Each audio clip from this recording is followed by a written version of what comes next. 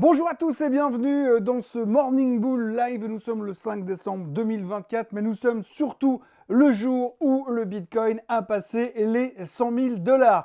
Oui, alors c'est vrai, il fallait être levé très tôt ce matin si on voulait avoir la chance de voir le Bitcoin passer enfin la barre mythique des 100 000 $.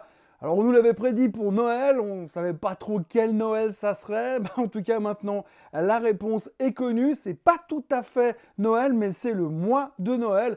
Donc la date restera le 5 décembre 2024 ou le 4, selon le fuseau horaire.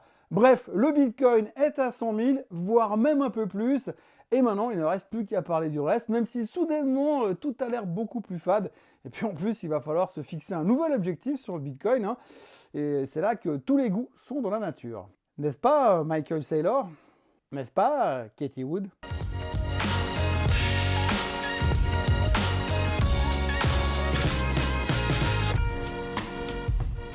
On va donc commencer bien évidemment par le Bitcoin, puisqu'il faut surtout trouver une raison à la soudaine hausse de la crypto-monnaie. On va dire que c'est sûrement à cause de la nomination du remplaçant de Gary Gensler. Alors on savait depuis un bon moment que le patron de la SEC allait partir, mais on ne savait pas encore qui Trump allait mettre à sa place. Il y avait donc encore un petit doute parce que connaissant le nouveau président américain, on pouvait s'attendre plus ou moins à tout, mais comme Hulk Hogan a refusé le poste, que Bernie Madoff est déjà mort et que Jordan Belfort demandait un trop gros salaire, eh bien on s'est finalement rabattu sur un type qui s'appelle Paul Atkins et qui est avocat de formation, fervent défenseur des crypto-monnaies évidemment, et qui a déjà bossé pour la SEC par le passé. Le choix de Trump est donc un choix surprenant parce qu'aussi fou que ça puisse paraître, eh bien Paul Atkins est ultra compétent, ce qui n'est pas forcément le cas des autres hommes ou femmes que Trump a nommés dans ses différents ministères en tous les cas, parce que généralement ils ont plus le profil de quelqu'un qui a remporté une émission de télé-réalité ou qui est plus proche d'un Cyril Hanouna que d'un Einstein. Mais bon voilà, l'arrivée de Paul Atkins à la tête du gendarme boursier américain a donc immédiatement déclenché un démarrage haussier de la part du Bitcoin. Et à l'heure où je vous parle, eh bien, la plus grosse crypto du monde se traite autour des 103 250 $. Que dire de plus, si ce n'est qu'on devrait parler que de ça principalement aujourd'hui, même s'il y a quand même pas mal d'autres choses à dire. Je vais donc me faire violence et on va attaquer avec le reste des choses à dire, même si la plupart des gens, à partir de cet instant dans la vidéo, sont partis pour vérifier leur compte Coinbase ou leur compte Swissquote pour savoir s'ils peuvent prendre leur retraite maintenant tout de suite. Donc il est plus que probable que je me retrouve a priori tout seul à parler pour la suite de cette vidéo. Donc hier soir, les marchés américains ont battu de nouveaux records d'altitude. Ce qu'il y a d'absolument génial avec ces nouveaux records d'altitude récurrents, puisqu'on a bientôt tous les jours, c'est que j'ai bientôt plus besoin de réécrire mes textes, puisque je vais reprendre la même phrase tous les matins, et que ça fait toujours ça de gagner dans l'écriture de cette vidéo, dans le scénario de la vidéo du matin. Toujours est-il qu'hier, le Dow Jones a terminé au-dessus des 45 000 et qu'à ce rythme-là, les 50 000 vont céder d'ici l'investiture de Trump. Le S&P 500 frise déjà les 6100 et le Nasdaq 100 s'envole à des sommets jamais vus dans l'histoire, bien aidé par le réveil des Magnificent Seven qui semblent avoir pris la décision de tout faire péter à l'approche de Noël. Alors actuellement, Amazon est au plus haut de tous les temps, Meta est au plus haut de tous les temps, Apple est au plus haut de tous les temps et le reste de la troupe a encore un peu de boulot, mais la tech semble définitivement de retour, même si pour être honnête, elle n'avait pas franchement disparu des cartes géographiques. Et puis, force est de constater que le semi-conducteur index, qui me donnait des sueurs froides depuis quelques jours, je vous l'ai assez dit et répété, a enfin réussi à redécoller un tout petit peu, s'éloignant des niveaux critiques des supports qui avaient l'air quand même un tout petit peu préoccupants. L'indice prenait 1,7% hier soir. Et il faut dire qu'hier, surtout Marvel, donc pas les Avengers, mais la société de circuits intégrés, a publié des chiffres trimestriels au-dessus des attentes et a réviser ses attentes à la hausse en utilisant des mots comme trimestre exceptionnel. Alors avec ce genre de déclaration, le titre a immédiatement explosé de près de 23% et termine évidemment au plus haut de tous les temps et entraînant toute la tech avec lui. Ça c'était pour la tech, mais il faut aussi revenir un peu sur le sujet de la macro parce qu'hier il y avait tout de même de quoi dire et de quoi renforcer encore un peu plus notre conviction comme quoi le marché met absolument tous ses espoirs sur ce que Trump va faire à partir de sa prise de pouvoir au mois de janvier. Et que tant que ses espoirs ne sont pas douchés par une nouvelle vraiment merdique, on ne baissera pas et on ne verra pas les mauvaises nouvelles. Et croyez-moi, vu le niveau de confiance et d'espoir actuel, j'imagine que la nouvelle merdique devra dépasser l'entendement et nous prendre vraiment à contre-pied. Et pour être carrément franc et transparent avec vous, je suis même pas certain que l'effondrement de la faille de Sant Andreas ou une bonne guerre atomique entre la Corée du Nord et la Corée du Sud suffisent à faire broncher le marché et à le faire dévier de sa trajectoire verticale haussière. Hier soir, avant que l'on apprenne que Paul Atkins allait prendre les rênes de la SEC, il y avait 2-3 choses qui intéressaient le marché principalement, et les chiffres économiques sous la forme des chiffres de l'ADP, l'emploi ADP, et de l'ISM non manufacturier, et surtout l'interview de Jérôme Powell dans une présentation, dans une séance organisée par le New York Times. Alors en ce qui concerne les chiffres de l'emploi ADP, dont tout le monde se fout pas mal en général, mais qui de temps en temps, parfois, donnent une tendance sur les chiffres des NFP qui sortent généralement 48 heures plus tard, eh bien les données qui ont été annoncées sont sorties en dessous des attentes, de l'ordre de 20 000 emplois créés en moins, et en plus, on a révisé les créations du mois dernier, parce qu'on avait compté 49 000 personnes de trop. Alors moi je vous défie d'aligner 150 000 personnes devant vous et de les compter un par un et de réussir à vous gourer de 49 000 personnes. À moins d'être dyslexique, aveugle et complètement con, ça paraît impossible. Pourtant, ceux qui gèrent les chiffres de l'emploi version ADP, eux, ils ont réussi. De là à dire qu'ils sont dyslexiques, aveugles et complètement cons, il y a un pas que je ne m'autoriserai pas à franchir, mais en tous les cas, il faut se féliciter parce que c'est un raté absolument fantastique.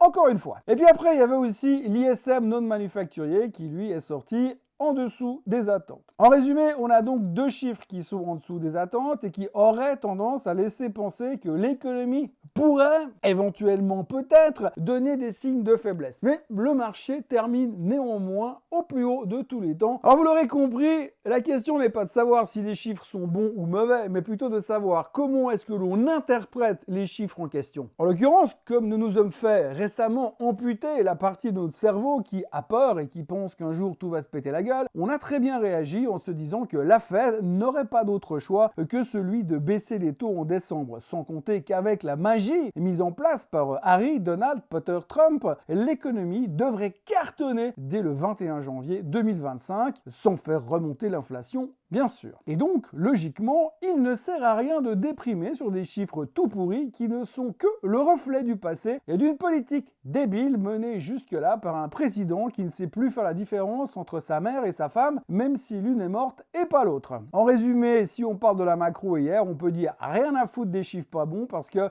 on applique la méthode Coué de la pensée positive et tout va bien. Et puis alors ensuite, dans le sillage de tout ça, nous avons Jérôme Powell qui a parlé. Et là encore, c'est pareil, question d'interprétation. Le patron de la Fed n'a pas lâché des montagnes d'informations hier soir, il faut être franc, mais il a plus ou moins laissé entendre que l'économie allait bien mieux qu'il y a 2 mois et que c'était quand même une toute petite surprise de son côté. Il a ensuite déclaré que la bonne santé de l'économie américaine l'autorisait à se montrer un peu plus prudent quant à l'assouplissement monétaire en cours. Alors pour ceux qui n'ont pas compris, en français, ça veut dire qu'il ne veut pas trop baisser les taux trop vite au risque de tourner le temps à l'orage, de revenir à l'état sauvage, de sortir le loup de sa cage et de faire remonter l'inflation et d'allumer le feu dans l'économie. Présenté sous cet angle, il y avait de quoi se poser quelques questions et avoir quelques craintes. Mais que nenni, non, que nenni, encore une fois, grâce à l'amputation de cette partie inutile du cerveau qui gère la peur et qui vous empêche d'aller allumer une clope pendant que vous faites le plein de la voiture,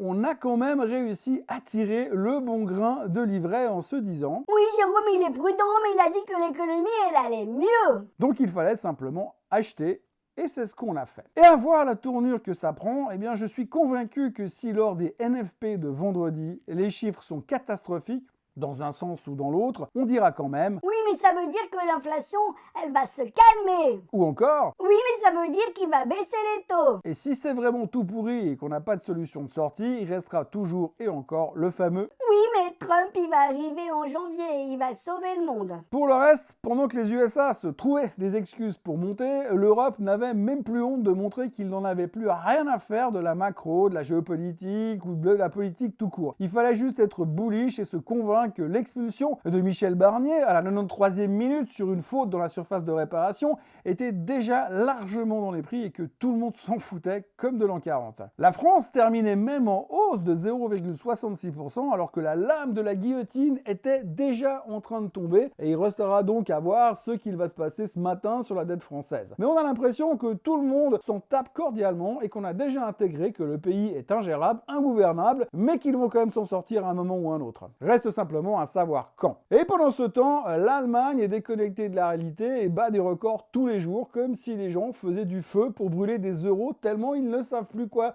en faire.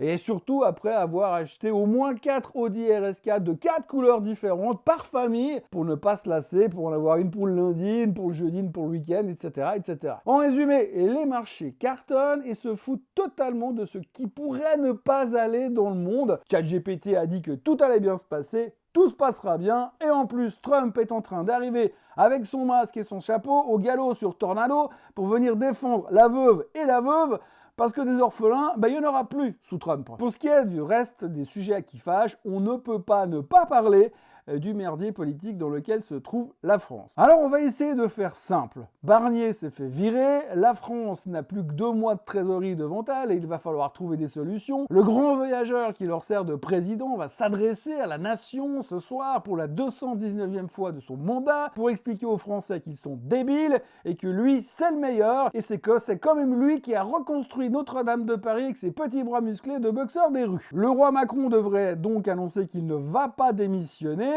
et qu'il veut vite proposer un nouveau Premier ministre à la France. Plusieurs noms circulent déjà et dans la liste, en haut de la liste, il y a un type qui s'appelle François Bayrou. En résumé, pour vous dire, si on est prêt à nommer un mec comme François Bayrou à Matignon, je pense qu'on peut tout autant y nommer une nuit pas fraîche et comme Premier ministre, ça fera grosso modo le même effet. En attendant, la France est ingouvernable et l'ensemble des politiciens se rejettent la faute les uns sur les autres. Même la bande à Macron est incapable de faire le moindre mea culpa. Mais le plus surprenant dans tout ça, c'est que les marchés ont l'air de s'en tamponner le coquillard avec un couteau à beurre, à moins que le vent tourne ce matin. Bref, pour l'instant, la France a un président qui a un complexe de supériorité monstrueux, même plus grand que Notre-Dame de Paris, et si ça se trouve, ils vont avoir un Premier ministre de gauche. En gros, vivement 2027 qu'on y voit plus clair, en espérant que d'ici là, la France ne devienne pas la Grèce de la région. Dans les autres nouvelles du jour, on notera que Disney va augmenter son dividende de 33% après une année qu'il qualifie d'exceptionnelle. Il faut dire que leurs nouveaux tarifs doivent leur rapporter un paquet de pognon,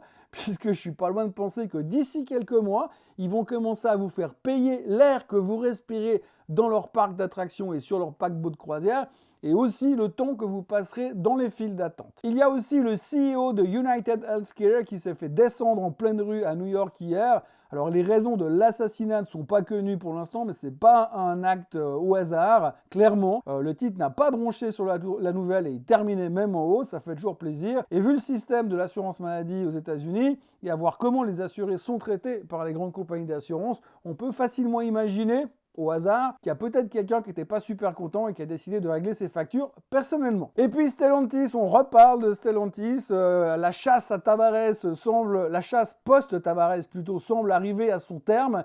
Il semblerait, on s'autorise à penser dans les milieux autorisés qu'il se pourrait que le prochain patron de Stellantis s'appelle Luca Maestri, qui est l'actuel CFO de chez Apple. Alors je sais pas comme ça à l'œil, partir d'Apple pour aller diriger Peugeot, Fiat, Citroën, je me demande si c'est la meilleure des choses à faire, même si dans le groupe il y a Ferrari. Et puis dans les petites nouvelles qui font toujours plaisir, les prix des denrées alimentaires au niveau mondial ont récemment atteint leur plus haut niveau en 18 mois. Comme les bourses, sauf que là, c'est un tout petit peu moins drôle. Et selon certains experts, la hausse des prix n'est pas terminée, mais que l'on se rassure parce qu'il paraît que c'est pas vraiment inflationniste. Et pour ce qui est aujourd'hui des chiffres du jour, il y aura les factory orders en Allemagne, les jobless claims aux États-Unis, et la réunion de l'EPEP. Mais je vais être très franc avec vous, il ne faut pas se leurrer, tout le monde a déjà les yeux fixés pour les chiffres de l'emploi de demain, donc on va se concentrer là-dessus, mais en attendant, on va regarder les cours des cryptos pour voir si le BTC reste au-dessus des 100 000 $, et si l'on peut espérer le voir à 150 000 $ d'ici